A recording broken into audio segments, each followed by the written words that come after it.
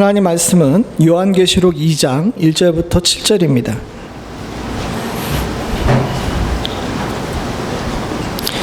요한계시록 2장 1절부터 7절,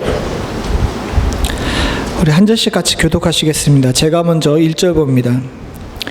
에베소 교회의 사자에게 편지하노라. 오른손에 있는 7뼈를 붙잡고 7 금촛대 사이를 거니시는 이가 이르시되, 내 행위와 수고와 내 인내를 알고 또 악한 자들을 용납하지 아니한 것과 자칭 사도라 하되 아닌 자들을 시험하여 그의 거짓된 것을 내게 드러낸 것과 또 내가 참고 내 이름을 위하여 견디고 게으르지 아니한 것을 아노라. 첫사랑을 버렸느니라. 그러므로 어디서 떨어졌는지를 생각하고 회개하여 처음 행위를 가지라. 만일 그리하지 아니하고 회개하지 아니하면 내가 내게 가서 내 촛대를 그 자리에서 옮기리라. 오직 내게 있는 것이 있으니 내가 니골라 당의 행위를 미워하노라. 나도 이것을 미워하노라. 함께 읽겠습니다. 귀 있는 자는 성령이 교회들에게 하시는 말씀을 들을지어다. 이기는 그에게는 내가 하나님의 낙원에 있는 생명나무의 열매를 주어 먹게 하리라. 아멘. 초대교회 교회 이후로 지금까지 많은 교회와 성도들이 계시록에 대해서 오해하고 있는 경우가 많이 있습니다. 물론 계시록이란 이름 자체가 가지고 있는 미래에 대한 예언적 의미가 분명히 있죠. 근데 사실 계시록을 읽어보신 분들은 알겠지만 계시록은 참 위대하고 좋은 책이기도 하지만 마음대로 해석하게 되면 위험한 책이기도 합니다. 그래서 계시록을 바탕으로 수없이 많은 이단들이 일어났습니다. 크게는 몰몬과 같은 대형 교단들을 비롯해가지고 지금도 곳곳에서 있는 시한부 종말론을 이야기하는 자들들, 심지어는 적그리스도들마저도 이 계시록을 이용하는 경우가 많이 있죠. 근데 여러분들과 제가 꼭 아셔야 되는 것이 있는데, 계시록은 단순히 미래에 관한 일들을 이야기하는 내용이 아닙니다. 사실은 미래에 대한 일들을 이야기한 것은 예수님께서 이미 산상수훈 이후에 설교하시는 곳곳에서 비유로 때로는 직접적으로 이미 다 얘기하셨어요. 그럼에도 불구하고 계시록이라는 이 말씀을 특별히 사도 요한이라는 자를 부르셔가지고 주께서 말씀을 주신 이유는 다른 곳에 있습니다. 원래 계시록이 쓰여진 목적은요, 사랑하는 성도님들, 성도들과 교회들을 향한 위기 지침서예요. 사실 이 당시 교회가 그렇게 만만한 상황이 아니었습니다. AD 90년경에 이 계시록이 쓰여졌는데, 교회 바깥으로는 박해가 넘쳐나고 있고요. 박해가 넘쳐나다 보니까 제일 먼저 순교하는 사람들이 누구냐 하게 되면 교회의 리더들이었어요. 그러니까 로마 제국 곳곳에 교회들이 세워져 있는데, 그 곳곳에 세워져 있는 교회들마다 목회자들이 거의 다 순교를 한 상황입니다. 한마디로 얘기해가지고 말씀을 들을 수가 있는 상황이 아니었다는 거죠. 그런데다가 경제적으로도 굉장히 어려운 시기였습니다. 이때 당시가 로마 제국으로서는 전성기나 다름없었지만, 제국은 전성기였지만 사람들은 너무 살기가 힘들었어요. 왜냐하면 빈부격차가 너무 심해졌기 때문에 부가 상류층에만 막 쏠리는 상황이었습니다. 그러다 보니까 일반 서민들은 점점 더 살기가 어려워지는 거예요. 이런 상황에서 교회라도 건강하면 좋겠지만, 아까 전에 말씀드린 것처럼 목회자들이 다 순교하는 그런 상황 속에 교회 곳곳에 이단들이 넘쳐나기 시작합니다. 그래서 잘못된 가르침을 가르치는 자들이 막 생겨나게 되고, 그러다 보니 교인들은 교인들끼리 서로 싸워요. 교회들이 분열되고 낙심하고, 그리고 믿음을 잃고 이단들이 들어와서 교회를 차지하고, 제국은 계속해서 박해를 하고, 교회들 전체들이 총체적 상황을 겪고 있는 상황이었죠. 이런 상황 속에서 계시록을 통하여서 신앙을 지키는 것이 무슨 의미가 있는지, 또 어떻게 신앙을 지킬 수가 있는지, 또 교회를 지키는 것이 우리들에게 있어서 얼마나 소중한 일인지, 그리고 더 나아가서 교회와 성도들이 어떻게 해야 제자리를 지킬 수가 있는지에 대해서 쓴 것이 바로 계시록입니다. 근데 아까 전에 AD 90년에 교회들을 향한 여러 위기의 상황들을 말씀드렸는데, 이것이 사실 오늘날 우리들 상황에도 적용하게 되게 되면 그대로 우리들에게 적용이 되는 경우가 많죠. 그렇습니다. 세상의 곳곳에는 교회들이 많이 있지만 교회들마다 새로운 목회자를 찾을 때 한결같이 하는 이야기가 있습니다. 목회자 찾기가 되게 힘들다고. 근데 여러분, 세상에 목회자는 되게 넘쳐나요. 근데 왜 이런 얘기를 할까요? 한쪽에선 넘쳐나는데 한쪽에선 찾기가 힘든다고 하는 이유가 뭘까요? 예, 그건 다 각자 여기 앞에 목사가 있으니까 속으로만 생각하시고 그런 상황입니다. 그런데다가 점점 부는 쏠리고, 그러다 보니 소위 말해가지고 미국이 호황이라고 이야기하던 많은 사람들이 있는데, 그런 상황 속에서 사실 많은 시민들은 경제적으로 어려움을 당하는 경우가 많이 있어요. 이건 한 국가의 문제만이 아니라 전 세계적인 문제이기도 합니다. 그러다 보니 서로를 향해 분노를 참지 않습니다. 웬만하면 예전에 참았던 일들을 지금은 절대로 참지 않아요. 어젠가 뉴스에서 본 일인 건데, 지난 7월 4일 날 미국의 독립기념일이었습니다. 미국에서는 아주 큰 명절이죠. 몇 안 되는 빨간 날이라 아주 중요한 날입니다. 근데 여러분, 이 7월 4일 한 날에 미국에서 몇 명이나 총기 사고로 죽었는지 아십니까? 33명이 죽었습니다. 그냥 죽은 것만 그렇고 사고로 부상당한 숫자까지 하게 되면 세 자릿수에 달한다 그러죠. 미국 전역의 곳곳에 웬만한 도시들은 다 한결같이 이런 사고들이 났다고 합니다. 그나마도 공식적으로 큰 사건으로 계산된 것만 그렇고 작은 사건까지 합하게 되게 되면 사실상 미국 내에서 1년간 총기 사고가 일어난 날들 중에서 가장 많은 사람들이 죽는 날이 7월 4일이래요. 왜 이런 일이 벌어졌을까요? 사람들이 분노를 참지 못하기 때문에 그래요. 그건 교회 안에서도 마찬가지입니다. 교회가 서로 화목하고 하나님의 은혜와 사랑으로 하나 됨에도 불구하고 서로의 감정을 숨기지 않고 불편한 것 있으면 들이받고 싸우는 일들이 참 많이들 일어납니다. 멀리 가지 않고 가까이에서도, 또 우리 주변에서도, 우리 안에서도 이런 일들이 많이 일어나죠. AD 90년경에 세례 요한의 세대의 교회가 위기였다면 사실은 지금의 교회도 굉장히 큰 위기입니다. 그런 의미에서 볼 때 그 90년경에 교회가 비상시국에서 하나님께서 주셔가지고 이렇게 위기를 넘기라고 주셨던 계시록은 지금 우리들에게 있어서 단순히 미래의 종말에 대한 두려움을 일으키는 책이 아니라 교회를 지키기 위해서, 성도가 믿음을 지키기 위해서, 목회자가 제자리를 온전히 지키기 위해서 의미 있는 말씀인 줄로 믿습니다. 더군다나 특별히 오늘 여기 나와 있는 2장서부터 3장까지 나와 있는 7교회에 대한 편지는 그것에 대한 확증이에요. 이 계시록이 교회를 향해서 쓰여졌다는 것에 대한 확증입니다.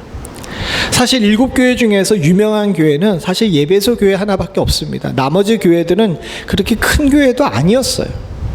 그 당시 제국에 아주 큰 교회들이 많았습니다. 예를 들어서 로마처럼 박해가 가장 심했던 교회가 있었고요. 안디옥과 같은 그런 교회도 있었고, 알렉산드리아 교회처럼 이단이 넘쳐나던 위기의 교회도 있었습니다. 그리고 고린도 교회처럼 온 로마 제국 내에 있는 교회들이 다 아는 분열된 교회도 있었죠. 그럼에도 불구하고 별로 유명하지 않은 교회들 6개와 예배소 교회를 합한 7교회를 이야기한 것은 이 교회들이 특별한 교회이기 때문에 그런 것이 아닙니다. 앞에 나와 있지 않지만 여러분들 20절, 1장 20절 같이 한번 읽어봅니다. 성경에 우리가 읽었던 본문 바로 앞절입니다. 20절 같이 보죠. 시작. 내가 본 것은 내 오른손에 7별의 비밀과 또 7금촛대라. 7별은 7교회의 사자요 7촛대는 7교회니라. 특정한 교회를 이야기한 것이 아니라 이 7교회를 통해 가지고 세상에 있는 모든 보편의 교회들을 향하여서 주께서 주신 경고가 바로 초대교회 7교회, 즉 계시록 2장서부터 3장에 나와 있는 7교회의 이야기라는 겁니다. 즉 오늘 우리가 예배소 교회를 향한 1절서부터 7절까지를 읽었는데, 이것은 단순히 예배소 교회만의 특수 상황을 이야기한 것이 아니라 지금 현재 그리고 AD 90년경에 있었던 과거의 초대 교회들에게 동일하게 주시는 말씀이라는 사실을 우리가 기억하고 받아야 돼요.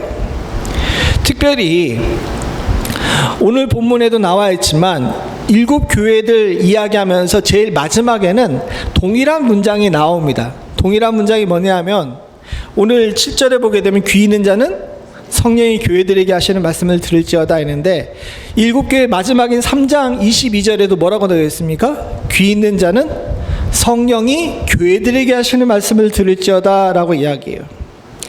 우리가 지난 6월 한 달 동안 성령에 관한 이야기를 한 것은 사실은 7월 8월에 있는 이 교회들을 향한 성령의 경고에 관한 이야기를 위한 워밍업이었습니다.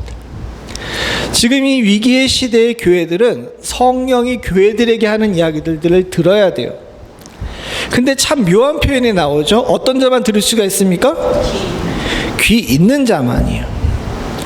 목사님, 귀는 다 있는데요 라고 이야기할 수 있지만, 사실 이 위기의 순간에도, 이렇게 엄혹한 순간에도 귀 없는 자들이 많기 때문에 저런 이야기를 하시는 거예요. 오늘날 교회들이 성령의 말씀에 또 성경의 말씀에 귀를 기울이지 않습니다.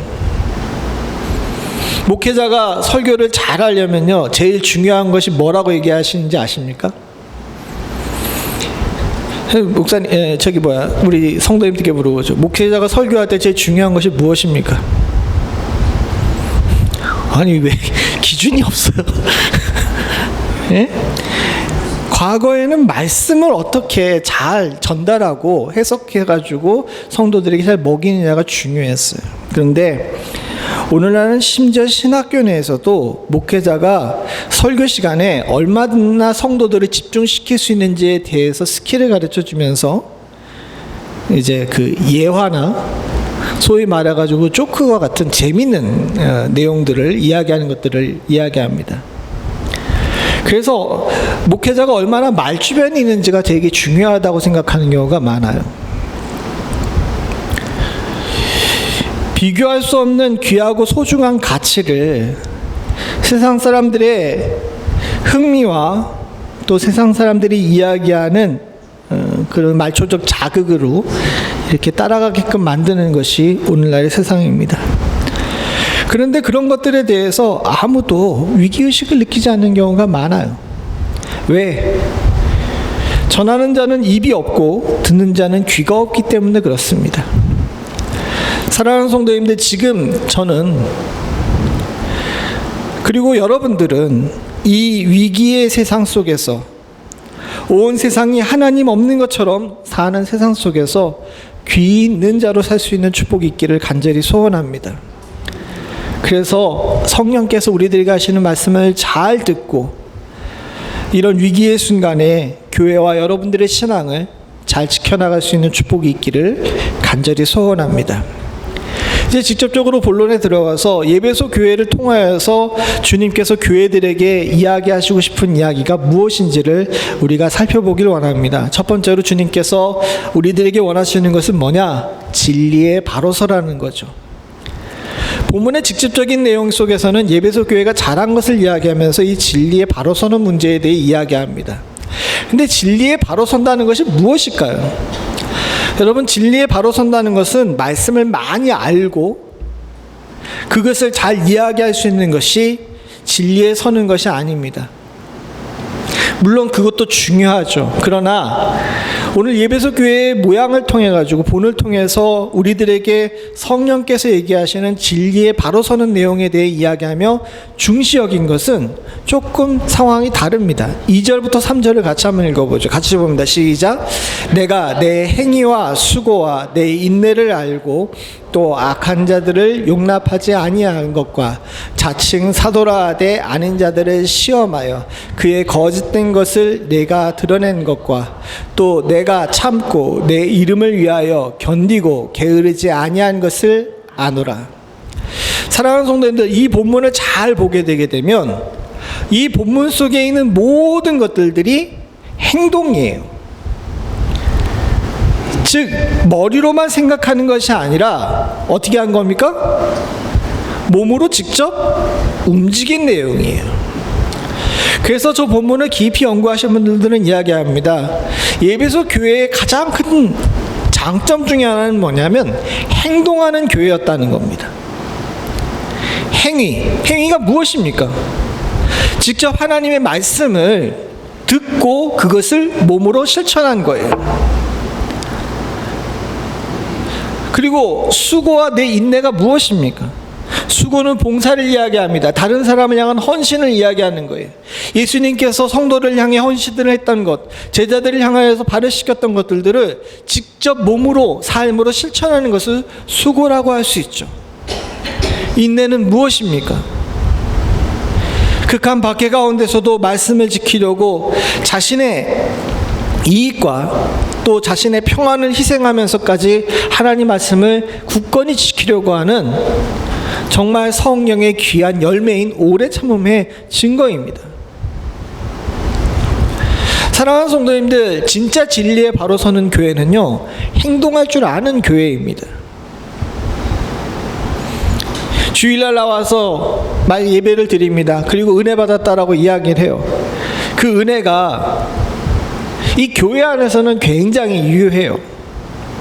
다행스럽게도 우리 멤피스 연합장로교회도 그렇지만 교회 내에서 얼굴 붉히는 사람들 없잖아요. 근데 여러분들, 그것의 유효기간이 또 유효 장소가 어디까지입니까? 주차장만 넘어서 교회 문밖만 나가게 되면 어떻게 돼요? 주일날 예배 시간에 받았던 은혜는 다 어디 갔는지 모르게 세상 사람으로 바뀝니다. 교회가 거룩한 장소인 것은 맞아요. 그러나 사랑하는 성도님들, 여기만 거룩한 장소가 돼서는 안 된다는 것이 성경의 가르침입니다. 시간도 마찬가지입니다. 어떤 분들이 그런 얘기를 하시더라고요. 주일날 예배드리고 그 은혜가 수요일까지는 가는데 목요일 이후에는 안 된다고. 내가 제일 힘들고 내가 제일 세상 사람들 같은 때가 목요일이고 금요일이라고 이야기합니다. 그래서 막 한국은 불금이 있고 막 그런가 봐요. 근데 그래서는 안 된다는 거죠. 진짜 진리 가운데 선다는 것은요, 장소와 시간을 불문하고 내가 하나님과 함께 산다는 것을 의미하는 겁니다. 예배소 교회는 그것을 했어요. 그렇기 때문에 저 위험한 시기 가운데, 특별히 예배소 같이 이단이 넘쳐나고 이방 종교들이 아주 크게 활동하는 그런 장소임에도 불구하고 신앙을 지킬 줄 아는 능력을 가지고 있었던 겁니다. 사랑하는 성도님들, 행동하지 않은 믿음은 믿음이 아닙니다.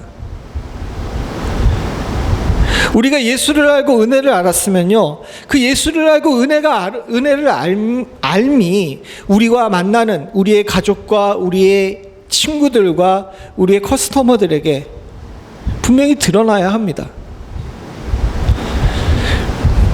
물론 잘 되진 않죠.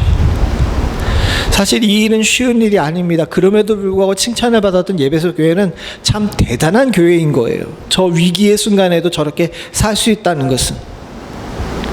그러나 그렇게 살았기 때문에 예배소 교회는 후에 이슬람이 터키 지역을 점령하기 전까지 살아남은 유일한 교회였습니다. 사랑하는 성도님들과 저는 믿음 안에서 굳건히 살기 위해서, 또 오늘날 이렇게 어려운 세상 가운데서 우리의 신앙을 지키기 위해서 그저 머리로만 아는 신앙이 아니라 행동할 줄 아는 신앙을 우리의 삶에 배울 수 있기를 간절히 소원합니다. 또한 진리에 바로 서기 위해서는 한 가지 더 중요한 것이 있는데, 그것이 뭐냐면 삿된 가르침에 빠져서는 안 되는 거예요. 세상에서는 잘못된 것을 가르치는 사람들이 너무도 많습니다. 예배소 교회도 마찬가지였어요. 여기 6절에 보게 되면 니골라당이라는 이야기가 나옵니다. 오직 내게 이것이 있으니 내가 니골라당의 행위를 미워하는도다. 나도 그것을 미워하노라 라고 이야기합니다. 니골라라는 사람은 굉장히 참 의문스러운 사람입니다. 저 니골라는 초대교회 7집사 중에 한 사람이었어요. 여러분들 7집사 중에 제일 유명한 사람이 누굽니까? 스데반이잖아요. 스데반. 제일 첫 번째 순교자인 스데반입니다. 또 다 아시는 것처럼 에디오피아 내시와 또 사마리아 전도에 큰 역할을 했던 빌립이 있습니다.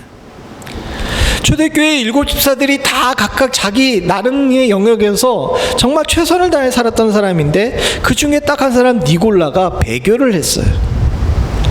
그냥 단순히 배교를 한 것이 아닙니다. 니골라 당의 가르침이 무엇이냐면 니골라 당의 가르침을 갖다가 그냥 두 개로 더 사실은 훨씬 더 복잡하더라고요. 제가 연구하면 책을 읽으면서 중간에 덮어버렸어요. 얘가 이거 하다가는 예배 시간에 설교 시간에 딴 얘기하겠다 싶어가지고. 근데 딱 두 가지로 정리해가지고 이야기할 수 있는데 니골라 당에 대해서 두 가지로 얘기하는 것이 뭐냐면 은혜의 시대에는 율법을 지킬 필요가 없다는 겁니다. 즉 무슨 얘기냐 하게 되게 되면 내가 하나님을 알았으니까 이제부터 나는 어떻게 살아도 된다? 법 안 지키고 살아도 된다는 거예요. 거기에 대한 근거로 뭘 되냐 하면 육신은 악하고 영은 선하다라고 생각하는 겁니다. 그렇기 때문에 내가 예수를 믿고 구원을 얻는 것은, 그래서 다시 부활하는 것은 뭐만 부활한다고 생각했냐면 영만 부활한다고 생각한 거예요. 육신은 버리는 거죠. 성경이 그렇게 가르칩니까? 아니에요. 부활한 성도들을 이야기할 때는 영과 육이 같이 살아납니다. 그것이 성경의 가르침이에요. 그런데 이 사람들은 생각할 때 영만 살아나기 때문에 이미 버림받은 육신은 어떻게 생각한 겁니까? 막 다뤄도 된다고 생각한 겁니다. 그러니까 육신으로 죄 짓는 것은, 이 땅에서 죄 짓는 것은 아무 상관이 없다라고 생각하는 거예요. 여러분, 니골라당의 가르침이 잘된 가르침입니까? 못된 가르침입니까? 못된 가르침이죠. 저렇게 살아서는 안 됩니다. 근대 사랑하는 성도님들, 죄송한 얘기인데 한국교회 많은 성도님들과 목회자들은, 저를 비롯해서 많은 사람들은 니골라당처럼 살아요. 교회 안에서는 세상 거룩한 사람처럼 살고 있음에도 불구하고 바깥에 나가서 도덕적이지 못하고 죄를 짓는 일에 대해서 양심의 가책을 느끼지 않습니다. 그러면서 그들이 하는 행동들이 무엇인지 아십니까? 주일날 와가지고 그냥 회개합니다. 그러고 나서 어떻게 합니까?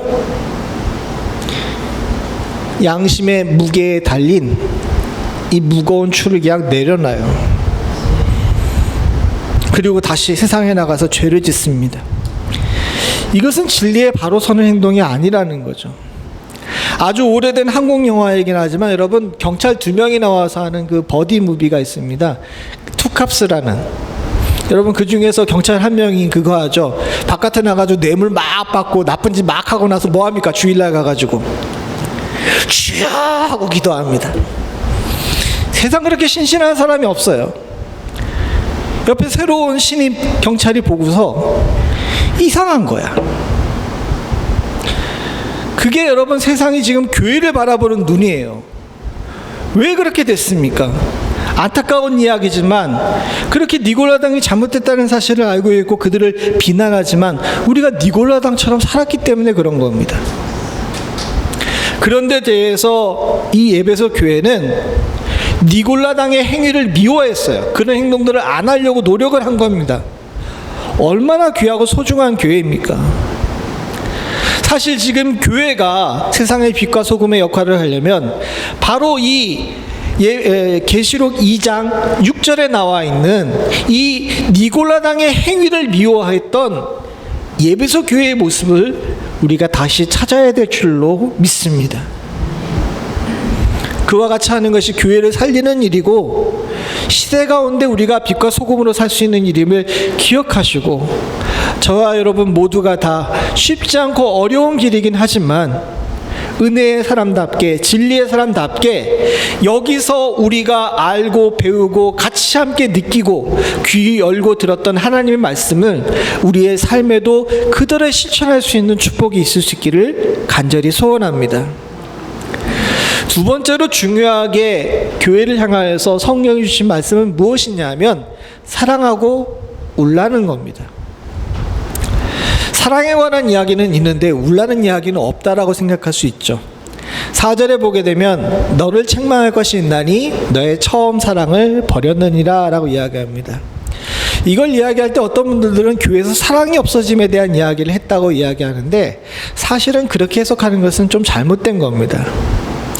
에베소 교회에 사랑이 없는 교회다라고 이야기하는 경우가 종종 많아요. 그런데 저기서 말하는 사랑은 단순한 그냥 형제 간의 사랑을 또 성도들 간의 사랑을 이야기하는 것이 아닙니다.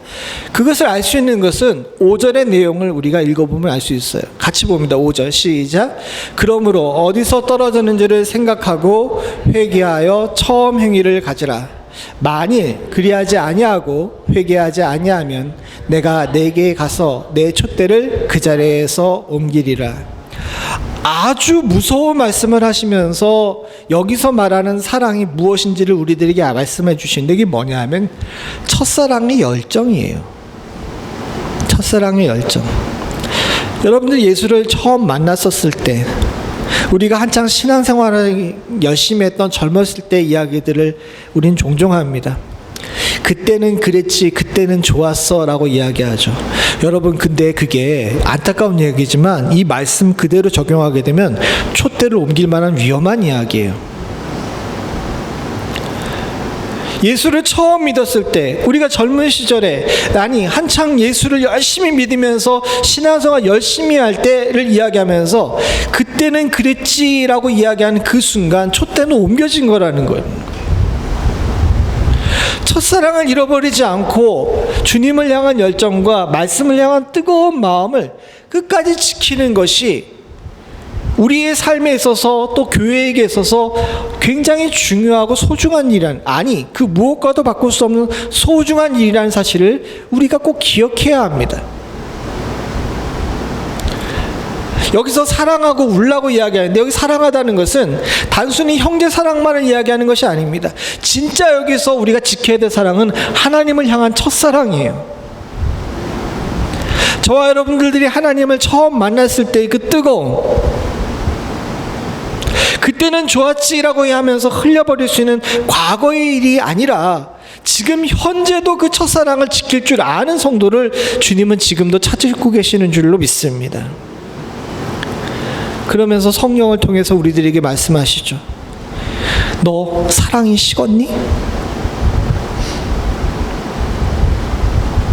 사랑하는 성도님들, 사랑이 식으면 어떻게 됩니까? 다들 우리 김선희 형제를 제외하고 결혼하셨잖아요. 여러분 사랑이 식으면 어떻게 돼요? 왜 대답을 안 하셔? 사랑이 식으면 어떻게 돼요? 아주 공식이잖아.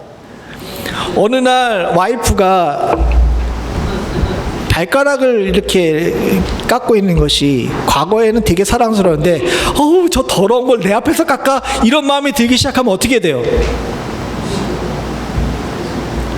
그 다음서부터는 배우자의 모든 것이 다 밉게 보이죠. 부부싸움이 시작되는 겁니다.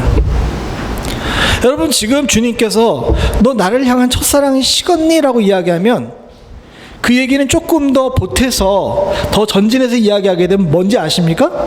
너 이제 나랑 싸울래? 이거예요. 이게 교회에게 있어서 성도들에게 있어서 얼마나 위험한 이야기입니까? 사랑하는 성도님들, 주님을 향한 첫사랑을 놓치지 않으실 수 있기를 간절히 소원합니다. 로마서 이야기한 것처럼 하나님의 사랑은 우리를 향한 하나님의 사랑은 절대 끊을 수가 없어요. 그분의 사랑은 우리가 죽는 그 순간까지 주님 앞에 가는 그 순간까지 아니 저 천국에 가서도 지속적으로 유지될 수 있는 줄로 믿습니다. 근데 문제는 우리예요. 진짜 문제는 우리라고요. 주님은 우리를 향해 끊임없이 첫사랑의 마음을 품고 계시는데 교회와 성도가 그와 같이 하지 못한다면 사랑하는 성도님들 주님이 얼마나 아프실까요? 오죽하시면 촛대를 옮겨버리시겠다라고 이야기하시겠습니까? 사랑하는 성도님들, 우리의 첫사랑은 끊임없이 유지돼야 됩니다. 근데 문제는 안타까운 것이 사람인지라 사랑이 그렇게 유효기간이 길지가 못하다는 거예요. 한국 사람들이 냄비라고 이야기하지만 사랑하는 성도님들, 그냥 한국 사람들을 특정해서 비하해서 그런 것이지 세상의 모든 사람들이 다 냄비야. 아닙니까? 안 그래? 감정이 오래가는 사람이 없어요. 다 그래요, 다. 그럼에도 불구하고 첫사랑을 유지하라고 하시면서 성경이 우리들에게 주신 그 사랑을 유지하는 방법이 있는데 뭐냐면 회개하라는 겁니다. 5절에 나온 것처럼 내 행위를 많이 그리하지 아니하고 회개하지 아니하면이라고 이야기하면서 생각하고 회개하라, 회개하지 아니하면 이야기하면서 사랑을 유지하는 방법이 회개라고 이야기했어요. 이 왜 회개라고 이야기했냐면 오늘 우리 성경에는 내가 어디서 떨어졌는지라고 이야기했는데 저거 너무 직역을 한 거고, 요걸 조금 알아듣기 쉽게 번역한 것이 천주교와 천주교가 함께 쓰는 공동번역이라는 책에 성경책에 이렇게 번역을 했습니다. 5절을 보죠. 그러므로 내가 어디서 빗나가는지를 생각하라는 거예요. 사랑이 유지되지 않는 이유를 갖다가 성경은 뭐라고 얘기했냐면 떨어졌다라고 얘기했는데 사실은 빗나갔다는 겁니다. 이 빗나갔다는 표현에 대해서 신학적으로 설명하게 되면 같이 생각을 하는 거죠. 그러니까 한 사물을 보고서 남편도 아내도 동그라네 라고 이야기하는데 어느 순간인가 남편은 동그라네 라고 이야기하는데 아내가 이렇게 보고서 길쭉하네 라고 이야기하는 거죠. 이게 빗나갔다는 겁니다. 동일한 사물과 동일한 사건을 보면서 서로 다르게 보기 시작하게 되면 빗나간 거예요. 그러면 그때부터 싸우는 거죠. 하나님과 우리 사이도 마찬가지입니다. 하나님과 우리의 사이도 동일한 사건과 동일한 일들을 보면서 같은 생각을 하게 되게 되면 사랑이 유지되고 있는 겁니다. 근데 문제는 뭡니까? 하나님은 이렇게 하셨는데 우리는 이러는 거예요. 그럴 때마다 성도는, 교회는 하나님의 시야를 같이 갖기 위해서, 맞추기 위해서 회개해야 됩니다. 성경이 말하는 회개의 방법은 무엇입니까? 울어야 돼요. 회개하고 울라라고 이야기했잖아요. 회개와 하나님 앞에 나아가서 엎드려 울면서 기도하는 것은 분리될 수 없는 일입니다. 근데 안타깝게도 오늘날 많은 교회들은 안 울어요. 안 웃는 것만큼 안 울어요. 미국에 있는 미국 목사님들이 항상 한국 교회 와가지고 한 번씩 예배드리고 나서 동일하게 하시는 말씀이 있습니다. 뭔지 아십니까? 한국 교회들 성도들은 너무 묵뚝뚝하대요. 예배 시간 내내 표정이 없는 거예요. 근데 오늘날에는 더 큰 병이 생겼습니다. 적어도 옛날에 한국 교회는요, 잘은 안 웃어도 잘 울기는 했어요. 아닙니까? 그만큼 한국 교회는 다른 거 몰라도 회개에 특화된 교회였어요. 그랬기에 하나님께서 긍휼히 여기셔서 이만큼까지 키우셨는 줄로 믿습니다. 근데 지금은 안 울어요. 왜 그럴까요? 안타까운 이야기지만 누구 하나 예외 없이 모두의 마음이 너무 딱딱해졌기 때문입니다. 첫사랑의 열정을 회복하기에는 교회도 성도도 목회자들도 너무 딱딱하고 관성적이라 그렇다고 이야기하죠. 제 이야기가 아니라 책을 읽어보니까 이 부분에 대한 설교하시는 많은 분들이 다 동일한 얘기를 하셨더라고요.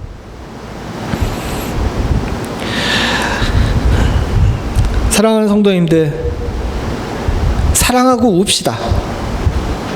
그래야 첫사랑을 향한 우리 열정을 온전히 회복할 수 있는 줄로 믿습니다. 에베소 교회는 바울이 세웠습니다. 그 뒤로 바울이 디모데에게 후임으로 교회를 물려줬죠.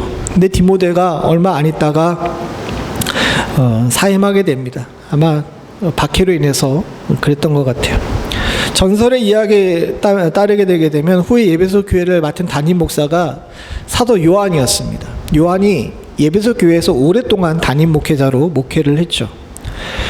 근데 이 요한이라는 사람이 아주 특별한 사람이잖아요. 예수님이 특별히 사랑한 제자인데다가 그 당시 많은 제자들이 모두 다 순교했기 때문에 거의 살아남은 유일한 제자였어요. 그러니까 복음에 대한 열정과 예수님에 대해 알고 싶어하는 많은 사람들이 이 사도 요한이 목회하고 있는 에베소 교회에 모여들었죠. 그런데 사도 요한이 설교를 하는데 매 설교 시간마다 계속 사랑 얘기만 하는 거예요. 예수님이 이루었던 기적이나 뭐 여러 이야기를 듣고 싶어가지고 또 신학적으로 바울처럼 이렇게 해석한 이야기를 듣고 싶어가지고 많은 성도들이 모였는데 사도 요한이 그냥 주구장창 무슨 얘기만 하냐면 사랑 얘기만 하는 거예요. 하나님에 대한 사랑, 성도들에 대한 사랑, 교회를 향한 사랑 얘기만 계속 하는 겁니다. 어느 날 견디다 못해가지고 제자들이 요한에게 찾아가서 선생님 왜 계속 사랑 설교만 하십니까? 라고 이야기했더니 사도 요한이 이렇게 얘기했답니다. 사랑하기만 하면 모든 것을 이룬 것이나 다름이 없네. 사랑하는 성도님들, 우리가 하나님을 사랑하고 이웃을 사랑하게 되면 모든 것을 다 한 겁니다. 교회는 지금 하나님을 향해 사랑하고 있는지 스스로에게 물어봐야 되고, 성도는 지금 이웃을 사랑하고 있는지 스스로에게 물어봐야 된다는 거죠. 에베소 교회는 똑똑한 교회였습니다. 행동력 있는 교회였고 행동하는 교회였어요. 하나님께서 기뻐하시고 이뻐할 만한 교회였습니다. 근데 그 교회 가서 사역을 해본 사도 요한의 입장에서 볼 때에 이 교회는 단단하고 힘 있는 교회이긴 하지만 열정 있는 교회는 아니었다라는 사실을 알고 있었기 때문에 그렇게 했던 것 같아요. 오늘 우리에게도 이 말씀이 새로운 도전이 될 수 있기를 소원합니다. 목회자로서 이야기하는 거지만 또 편파적으로 생각할 수 있지만 여러분, 그래도 객관적으로 볼 때 저는 우리 교회 성도님들이 신앙생활 잘하고 있다고 생각해요. 이만하면, 이 시대에 이만하면 잘하고 있다고 생각해요. 그러나 한편 안타까운 것은 우리가 정말 사랑으로 살고 있는지에 대해서 물어본다면 저도 그렇고 여러분들도 그렇고 그렇습니다 라고 대답할 수 있는지, 그건 조금 부족한 것 같습니다. 사랑하는 성도님들과 제가 사랑하고 울 줄 아는 교회 될 수 있기를 소원합니다. 그렇게 되면 주께서 우리 교회를 더욱더 귀하게 여기시고 더욱 복되게 여기실 줄로 믿습니다. 마지막으로 성도들에게 교회에 성령이 하시는 말씀이 있어요. 2절과 3절을 다시 보게 되게 되면 아주 중요한 이야기가 나옵니다. 2절에 보게 되면 내가 내 행위와 수고와 내 인내를 알고라고 이야기해요. 다음에 3절에 보게 되면 내가 견디고 게으르지 아니하는 것을 아노라라고 이야기합니다. 여러분, 여기서 안다고 하신 분이 누구십니까? 여기 내가라고 이야기하는데 앞에 보게 되게 되면 오른손에 7뼈를 붙잡고 7 금초대 사이를 거니시는 이라고 이야기합니다. 이분을 이야기하시는 거예요. 금초대를 사이를 지나다니면서 7뼈를 붙들고 계시는 분은 우리 주님이십니다. 주님이 다 뭐하고 계신다는 거예요? 알고 계신다는 거예요. 아까 전에 말씀드렸듯이 저 행위와 수고와 인내 쉬운 일이 아닙니다. 성도들의 땀과 피가 버무려진 거였어요. 근데 여러분, 그거 누가 다 알고 계십니까? 주님이 다 알고 계세요. 우리들은 생각할 때 교회에 있는 많은 일들이 그냥 묻히는 것 같습니다. 내가 봉사했는데 아무도 알아주지 않아요. 사실 이거 얘기하면 안 되는데 수요일날 우리 장로님이 주일날 교회에 빠진다고 이번 주에 가시기 전에 매일 교회 나와가지고 교회 곳곳을 쑤시고 다니시면서 일하셨습니다. 다 아시는 것처럼 그 방석 다 빨아가지고 갖다 놓으셨고요. 수요일날은 오셔가지고 에어컨 안 돌아간다고 여기 있는 환풍기들 다 뜯어가지고 환풍기 다 물 청소하고 가셨어요. 제가 없어서 말씀드리는데 우리 장로님처럼 저렇게 조용히 일하시는 분 쉽지가 않아요. 다들 일하면은 뭐 하고 싶습니까? 누군가 알아줬으면 좋겠잖아요. 근데 이건 단순히 우리 장로님만 그러시는 것이 아니라 우리 교회 성도님들이 다 그렇습니다. 얼마나 일이 감사한지 몰라요. 내가 뭐하고 수고했다고 그것을 누군가에게 알리고 그것이 누군가에 알아주기를 원하는 사람들이 없어서 주님의 교회, 우리 교회가 평안한 줄로 믿습니다. 근데 우리가 왜 그렇게 할 수 있습니까? 왜 그렇게 하죠? 내가 밤에 하든지 새벽에 하든지 남의 눈에 안 보이면서 하는 모든 일들 누가 보고 계십니까? 주님이 보고 계세요. 주님이 알고 아노라 하셨습니다. 여러분들의 행위와 수고와 인내 모두 다 주님이 알고 아노라 하시는 줄로 믿습니다. 이것이 교회를 단단하게 하고 이것으로 말미암아 성도들이 견딜 수 있는 힘을 가지는 줄로 믿습니다. 사랑하는 성도님들, 그 누가 우리의 수고를 알겠습니까? 그 누구가 우리의 마음의 중심을 알겠습니까? 여러분, 옆 사람의 한마디 칭찬보다 하나님이 아시지라고 하면서 저 하늘에 묻어둘 줄 아는, 그것을 더 귀하고 소중하게 여길 줄 아는 그런 능력 있는 성도, 힘 있는 성도, 그런 지혜로운 성도가 다 되실 수 있기를 간절히 소원합니다. 사실 이거 제일 못하는 사람이 누구냐면 목회자예요. 목회자들은 자기가 한 일을 누군가 알아주기를 되게 원합니다. 근데 시간이 지나면서 그게 별로 가치가 없다는 사실을 깨닫게 돼요. 저 개인적인 고백으로 마치게 되게 되면 이걸 깨닫고 나니까 사람의 눈치나 사람에게 잘 보이는 일보다는 하나님께 잘 보이는 일이 너무너무 소중하다는 것을 깨닫게 됐습니다.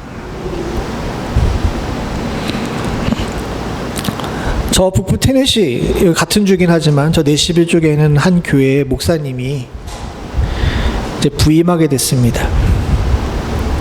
꽤 큰 교회였는데 젊은 목사님을 청빙하게 돼서 젊은 목사님이 그 교회에 부임해서 첫 설교를 하게 됐어요. 설교가 다 마치고 예배가 마쳤는데 이제 우리 교회는 좀 구조상 그렇지가 않아가지고 보통 교회들은 목회자가 문 앞에 서게 되면 성도들이 나가면서 다 이렇게 악수하잖아요. 이게 다 악수하고 있는데 그 교회에 잘 차려입은 여자 성도님이 한 분 나가시면서 목사님한테 잘 오셨습니다 라고 이야기하면서 거기 사족을 붙이셔서 뭐라고 사족을 붙이셨냐면, 목사님 우리 잘해봅시다, 저한테 잘 보이셔야 돼요, 그렇게 얘기를 하고 가시는 거예요. 목사님의 얼굴색이 확 변했습니다. 그러면서 그 자리에서 그분의 손을 놓지 않고 하시는 이야기가, 권사님, 나는 여러분께 잘 보이려고 목회하는 사람이 아니라 하나님께 잘 보이려고 목회하는 사람입니다. 앞으로 권사님의 마음에 저는 절대로 안 들 겁니다 라고 이야기를 하셨답니다. 꽤 오래전에 있었던 아주 유명한 예화예요. 근데 이제는 제가 다 내려놓고 용감해져가지고 이런 예화를 들지만, 여러분 우리 교회에 새로운 목회자가 왔다고 생각해 봅시다. 근데 여러분 가면서 딱 하는 이야기를 하면서 딱 악수를 했는데, 여러분한테 그런 얘기를 하게 되면 여러분 딱 어떤 생각이 들어요? 빈정상하네? 얼마나 오래 갈려나? 이런 생각 안 하시겠습니까?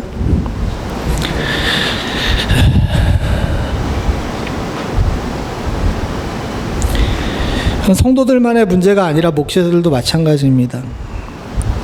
어느 순간인가 하나님의 말씀이나 주님께 잘 보이는 것보다는 성도들의 눈에 더 잘 보이기를 원하는 목회자들이 더 많아졌죠. 우리 모두 다 울면서 회개해야 되는 문제인 줄로 압니다. 누가 아는 것이 중요해요. 사람은 알아봐야 말 한마디 하고 끝입니다. 그러나 하나님이 알고 아노라 하시면 저 하늘의 상급과 이 땅의 상급을 같이 받아 누리는 축복이 있는 줄로 믿습니다. 바라고 소원하기는 여기 앉아 계신 우리 귀한 성도님들 다 하나님 눈에 알고 아노라 하실 수 있는 분들이 되기를 소원합니다. 사람의 눈보다 하나님의 눈을 귀하게 여길 줄 아는 자, 바로 그런 자들의 교회를 주께서 지키실 줄로 믿습니다. 같이 기도하시겠습니다. 하나님 아버지, 위험한 시대, 위기의 시대 속에서 교회를 지키시고 촛대를 붙들고 계시는 주님의 은혜가 주의 귀한 교회 가운데 임하여 있는 줄로 믿습니다. 사랑하는 주님의 교회 멤피스 연합 장로교회, 그리고 이 자리에 머리 숙인 주의 사랑하는 성도들은 이 위기의 순간, 이 위험한 순간에도 성도로서 교회로서의 역할을 잘 감당할 수 있을 뿐만 아니라 아버지 하나님, 이기는 자로서 저 낙원에 있는 생명나무 열매를 맛보는 자들 될 수 있도록 주님 도와주시옵소서. 이를 위해 진리에 바로 서며 사랑하고 회개하며 울 줄 알고 주님께만 온전히 시선을 고정할 줄 아는 자가 될 수 있기를 간절히 소원하오니, 주님이 우리를 알고 아노라 하심을 위로로 여기고 하나님, 이 땅에서 우리가 치러야 될 대가들을 기쁨으로 감당하며 온전한 행위와 수고와 인내로 살 수 있는 믿음의 성도들 다 될 수 있도록 주여 도와주시옵소서. 첫사랑의 열정을 회복할 수 있기를 간절히 소원합니다. 아버지 하나님, 때가 악하여서 우리 모두를 다 힘들게 만들고 어지러운 세상 가운데서 교회를 지키기, 또 믿음을 지키기가 쉽지가 않으나 하나님, 우리의 믿음은 진보할 수 있도록 주님 도와주시옵고, 나태하거나 시험에 드는 일 없도록 주여 우리를 붙들어 주시옵소서. 주의 사랑하는 교회와 주의 귀한 성도들, 부족한 종에게 주께서 이길 힘을 주실 줄로 믿사옵고, 모든 말씀 예수님의 이름으로 간절히 기도드리옵나이다. 아멘.